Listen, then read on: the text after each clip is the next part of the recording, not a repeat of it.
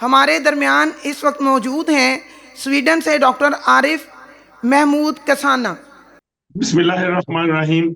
صدر مجلس اور سامعین و حاضرین،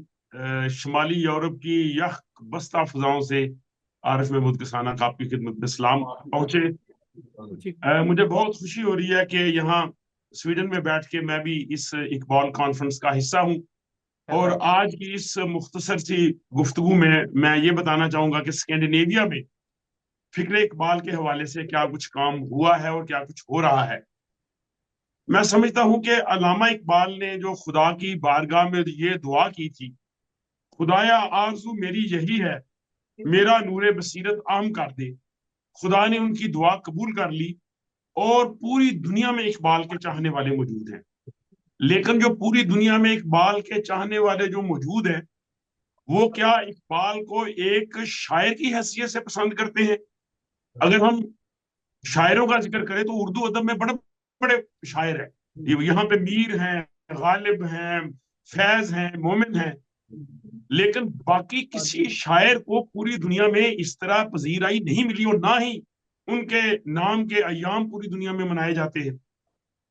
تو اقبال سے جو لوگوں کی محبت ہے، یا پوری دنیا میں اقبال کا جو نام لیتے ہیں یا ہم یہاں پہ لے رہے ہیں،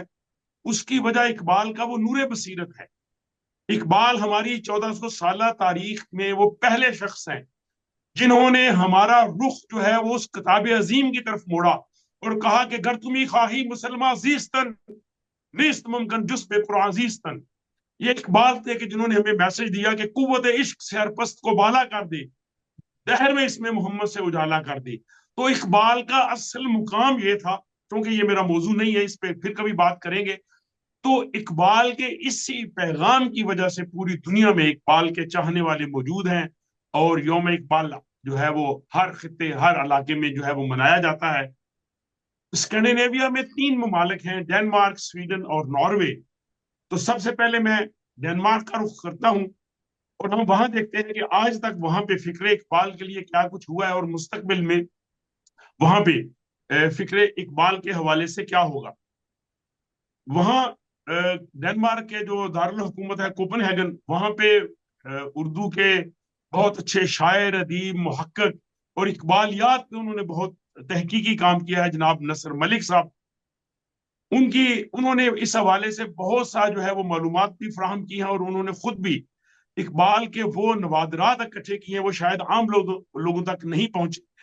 کیونکہ ان کے والد کے ماموں تھے ملک محمد الدین صاحب، جو کہ پنڈی بہاؤالدین ضلع گجرات سے صوفی رسالہ انہوں نے جاری کیا تھا، اور یہ رسالہ علامہ اقبال کے دور میں تھا، جس میں علامہ اقبال کی بہت سی تقاریر اور ان کی وہ غیر مطبوعہ نظم شاعری جو ہے اس میں شائع ہوئی ہے۔ تو یہ ایک بہت بڑا خزانہ ہے۔ میرا خیال ہے اقبال اکیڈمی کو اس طرف ضرور توجہ دینی چاہیے کہ اقبال کا وہ بہت سا کام جو کہ ابھی تک منظر عام پہ نہیں آیا، وہ شاید نصر ملک صاحب سے مل سکتا ہے۔ تو نصر ملک صاحب نے کہا کہ ڈنمارک میں، کیونکہ وہ ڈنمارک میں ایک طویل عرصے سے مقیم ہے، تو ان کا یہ کہنا ہے کہ ایرک سٹینو پہلا شخص تھا ڈینش شخص تھا جس نے پہلی دفعہ ڈنمارک میں اقبال کو متعارف کرایا، اور انہوں نے انتھیالوجی بعنوان صدائے مشرق مرتب کی، اور اس میں علامہ اقبال کی 5 نظموں کا ڈینش زبان میں ترجمہ کر کے اس کو شائع کیا۔ اسی طرح گلے گندم نامی معروف ڈینش ادبی رسالہ میں علامہ اقبال کی 2 نظموں کا ڈینش زبان میں ترجمہ ہوا۔ تو اس طرح ڈنمارک میں علامہ اقبال کا جو ہے وہ تعارف ہوا۔ اس کے بعد وہیں کوپن ہیگن یونیورسٹی کے شعبہ علوم شرقیہ میں پروفیسر جیس راسمسن تھے۔ انہوں نے علامہ اقبال کی کتاب جاوید نامہ کا جو ہے وہ تشریح اور اس کا ترجمہ ڈینش زبان میں کیا۔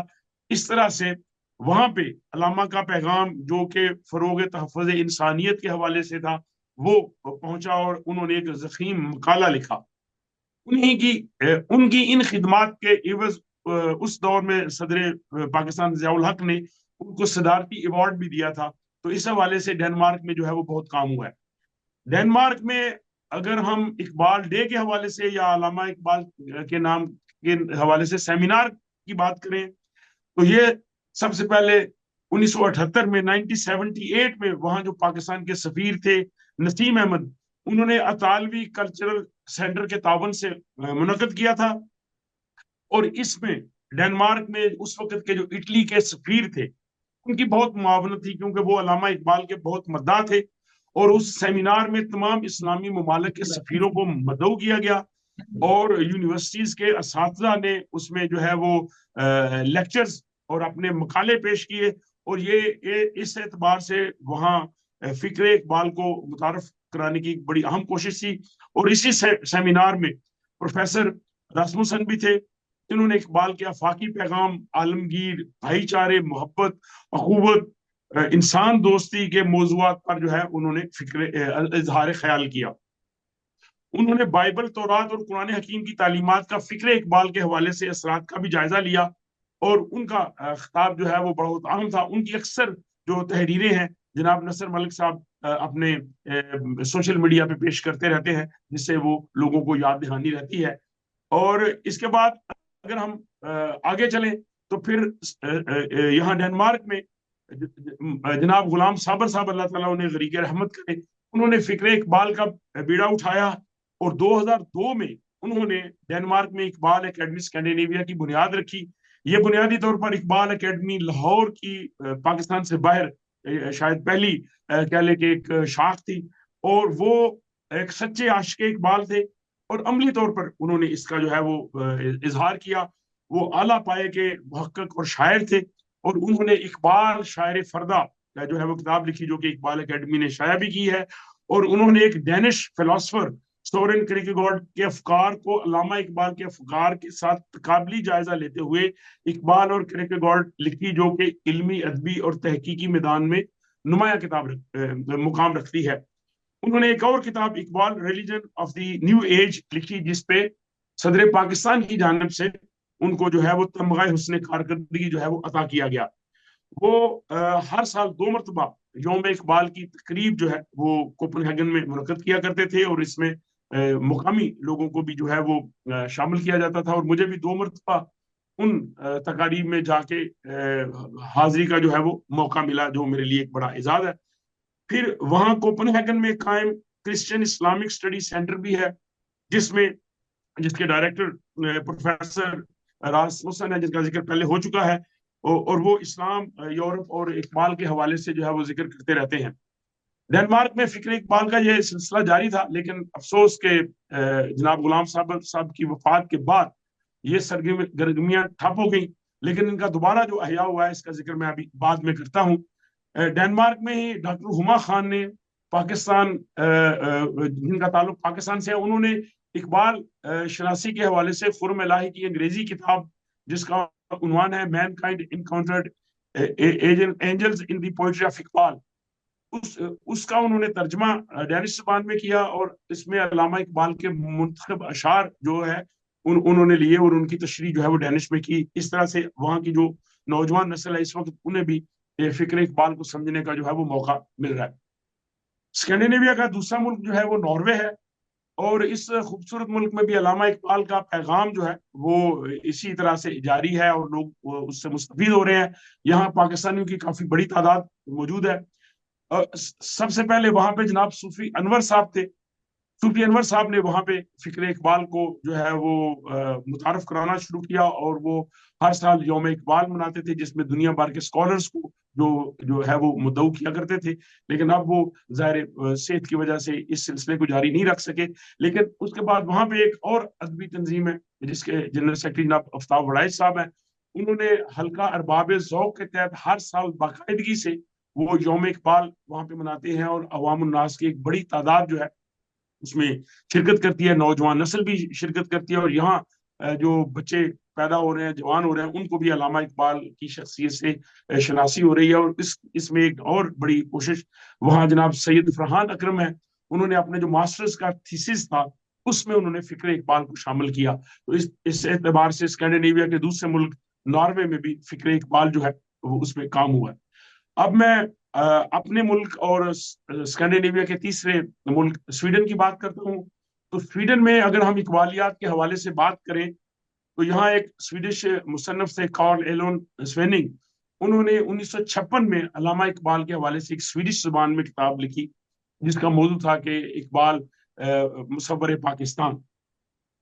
इसके बाद स्वीडन के जनूबी शहर लुंद में स्वीडिश एशियन स्टडीज नेटवर्क में इकबालियात पे बहुत काम हुआ है। स्वीडन की सबसे कदीम यूनिवर्सिटी उपसाला यूनिवर्सिटी के शोबा इंडियालॉजी के प्रोफेसर हेंस वर्नर वेस्लर, उन्होंने फिक्र इकबाल के हवाले से कई मकाले जो है वो लिखे हैं, और इकबाल के हवाले से वो अक्सर गुफ्तगू भी करते रहते हैं, और उपसाला यूनिवर्सिटी में वो उर्दू की तालीम भी देते हैं। स्वीडन में फिक्र इकबाल के हवाले से जो मरबूत काम है उसका उसकी जो सादत इस खाकसार को हासिल हुई, और 2007 में हमने स्टॉकहोम स्टडी सर्कल की बुनियाद रखी, जिसकी माहाना नशिस्तें होती थी, जिसमें पाकिस्तान, भारत, बांग्लादेश, अफगानिस्तान और दीगर ममालिक के लोग भी शरीक होते थे। बुनियादी मकसद उसमें कुरान हकीम को मज़ामीन के एतबार से समझना था, लेकिन साथ उसमें हम फिक्र इकबाल को भी लेते थे, और हर सेशन में हम अलामा इकबाल का पैगाम और अशार जो है उनसे आगाही हासिल करते थे, और ये सिलसिला 2007 से अभी तक जारी है। जैसा कि मैंने इससे पहले जिक्र किया कि डेनमार्क में इकबाल एकेडमी जनाब गुलाम साबर साहब के इंतकाल के बाद वो काम रुक गया था, और गुलाम साबर साहब ने अपनी जिंदगी के आखिरी अयाम में काफी दफा मुझे भी इसरार से कहा कि आप इस सिलसिले को जारी रखें। बहरहाल इस हवाले से मैं जब पाकिस्तान गया नवंबर 2019 में, तो वहां पे जनाब चौधरी फहीम इकबाल साहब, फहीम अरशद साहब, और जनाब नमान चिश्ती साहब, और जनाब अरशद हारून गिल साहब, इन्होंने इकबाल एकेडमी ने एक नशिस्त मुनक्कद की। मुझे याद है कि वो 6 नवंबर 2019 था, और इन्होंने इसरार किया कि वहां पे जो इकबाल एकेडमी का काम बिल्कुल ठप हो चुका है कई सालों से, आप इसका दोबारा अहया करें, और वहां पे जो है वो इकबाल डे की सूरत में और फिक्र इकबाल के हवाले से काम होना चाहिए। मैं इन तीनों साहिबान का शुक्रिया अदा करता हूं, और इनकी तहरीक की वजह से अगर आज यहाँ पे फिक्र इकबाल पे कुछ काम हो रहा है, तो उसकी वजह जनाब फहीम अरशद साहब, नमान चिश्ती साहब और जनाब गिल साहब है कि इन्होंने मुतहर्रिक किया, और दोबारा इकबाल एकेडमी यहाँ पे फाल हुई। इसे हमने स्वीडन में रजिस्टर करवाया, ना सिर्फ रजिस्टर करवाया बल्कि हमने इसके नुमाइंदे डेनमार्क, नॉर्वे और फिनलैंड में भी रखे। हमने इस हवाले से कई ऑनलाइन सेशन भी किए, और यौम इकबाल की कई तकारीब भी मुनक्कद की, जिनमें एक के मेहमान खुसूसी जनाब इज्जत माप एम्बेसडर डॉक्टर जहूर अहमद साहब यहाँ स्टेज पे तशरीफ फरमा है, वो उस वक्त स्वीडन में सफीर थे, वो उसमें तशरीफ लाए, दोनों हमारे यौम इकबाल में। इसका वो हो सकता है जिक्र अपने खिताब में करे। और उन जो तकारीब में हमने ना सिर्फ मुकामी लोगों को बुलाया, हमने नौजवानों को, बच्चे जो यहाँ पे पैदा हुए हैं, उन्होंने स्वीडिश जुबान में इकबाल पे बात की, बल्कि उसमें हमने स्वीडन के एक साबिक डिप्लोमेट और अलेक्जेंड्रिया इंस्टीट्यूट मिस्र, एक बहुत फेमस इंस्टीट्यूट, उसके जो सरबराह थे यॉन हेनिक्सन, उनको बुलाया। वो अरबी उर्दू के बहुत बड़े आलिम हैं। उन्होंने फिक्र इकबाल पे बहुत जबरदस्त जो है वो लेक्चर दिया, और एक बड़ी खास उन्होंने वहां पे जो बात की कि आज तक हम कहते हैं जी कि इकबाल को नोबेल इनाम क्यों नहीं मिला, तो उन्होंने कहा जी कि मेरी एक कजन जो कि नोबेल कमेटी में काम करती थी, मैंने कहा जी कि सारा काम चेक करें कि क्या अलामा इकबाल की कोई नॉमिनेशन आई थी, तो उन्होंने कहा जी कि हमने सारा वो काम चेक करवाया, अलामा इकबाल की चूंकि नोबेल कमेटी के सामने कभी नॉमिनेशन नहीं आई थी, इसलिए अलामा इकबाल को नोबेल इनाम नहीं मिला। और ये जो जॉन हेनिक्सन है, इनका इकबाल की जो आलमी शोहरत याफ्ता जो जर्मन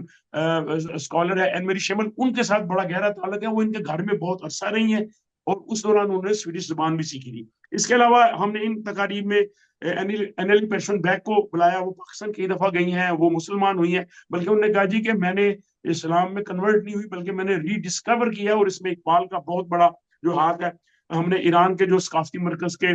जो यहाँ पे सरबराह थे, उन्हें और बहुत से लोगों को इस तरह के प्रोग्राम्स में बुला के हम यौम इकबाल को जो है वो मुतारफ करवा रहे हैं। लेकिन साथ यहाँ पे मेरा ये भी कहना है कि हम अपने तौर पर या बहुत सी तंजीमें तो फिक्र इकबाल को मुतारफ कराने के लिए दुनिया में काम कर रही हैं, लेकिन अफसोस यह है कि दुनिया के 100 से ज्यादा ममालिक में हमारे जो सफारत खाने मौजूद हैं वो उस तरह से काम नहीं कर रहे, और इसके लिए ज़ाहिर उनको हुकूमत पाकिस्तान और वजारत खारजा से आने वाली हदायत का इंतजार होता है। अगर पूरी दुनिया के 100 ममालिक में हमारे जो सफारत खाने हैं, अगर वो हर साल यौम इकबाल मनाएं, वहां के मुकामी लोगों को बुलाएं, वहां पे जो नौजवान या बच्चे वहां पे पैदा हो रहे हैं उनको बुलाएं, वहां के यूनिवर्सिटी के स्कॉलर्स को बुलाएं, और जिस तरह से हमने प्राइवेटली हमने 2-3 दफा इस तरह से हम इकबाल एकेडमी के तहत यौम इकबाल कर मनाया है, तो ये सफारत खाने भी कर सकते हैं। आप कभी चेक कर लें, 9 नवंबर को दुनिया के किन ममालिक में जो है सफारत खानों में यौम इकबाल मनाया गया है। ये इकबाल हिस्सी है। और दूसरी एक और इकबाल हिस्सी ये है कि दुनिया के बहुत से ममालिक में इकबाल चेयर्स कायम थी। वो इकबाल चेयर्स की क्या सिचुएशन है, ये इकबाल एकेडमी इस पे काम करके जरा बताए कि आज से 20 साल पहले कितनी इकबाल चेयर्स थी और आज कितनी फाल है। और उनमें से एक बहुत ही अहम चेयर जो है हाइडलबर्ग में थी, इकबाल का बड़ा उससे ताल्लुक रहा है। वहां पे इकबाल रोड भी है, इकबाल के जिस मकान में रहे उस पे वो तख्ती भी कंधा है, इकबाल की नज्म भी